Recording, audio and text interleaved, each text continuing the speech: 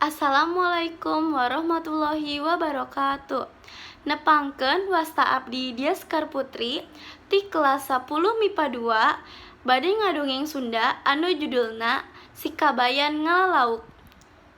Geus sabaraha peting kabayan ngadenge beja yen tetangga-tetanggana lalintarna aruntung bae.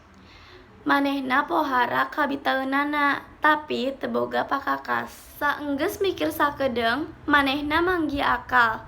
Tuluy nyarita ka pamajikanana. Jem, engke peting akang rek ngalalauk ka walungan. Kabita ku batur aruntung bae. Majar rek ngalalauk. Na rek kunaon ngalana? Teu boga heurap teu boga useup.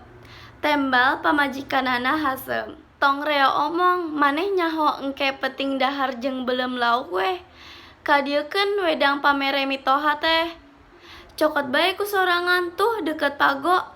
Tembal pamajikanana merengut keneh. Repeting si kabayan indit ka jalan tempat liliwatan tetangga-tetanggana nu tas ngaralalauk. Manehna eureun handapeun tangkal caringin gede. Tuluy ditaranjang awakna dibalur ku wedang. Saenggeus rata, tuluy manehna gugulingan dina kapuk bawana ti imah. Geus kitu, tuluy nyumput. Teu lila ti harita, brul jelema-jelema anu ngaralalauk teh ngalet ka lebah dinya. Waktu abrulan liwat lebah handapeun tanggal caringin, jeleng si kabayan luncat ka tengah jalan bari igel-igelan.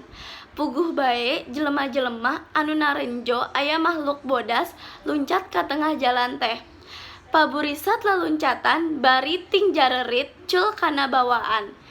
Jurig, aya juri. Kalawan riweuh jeung teu weleh imut sorangan, si kabayan mulungan lauk anu ngabayak sapanjang jalan, nepi ka pinu sasarung.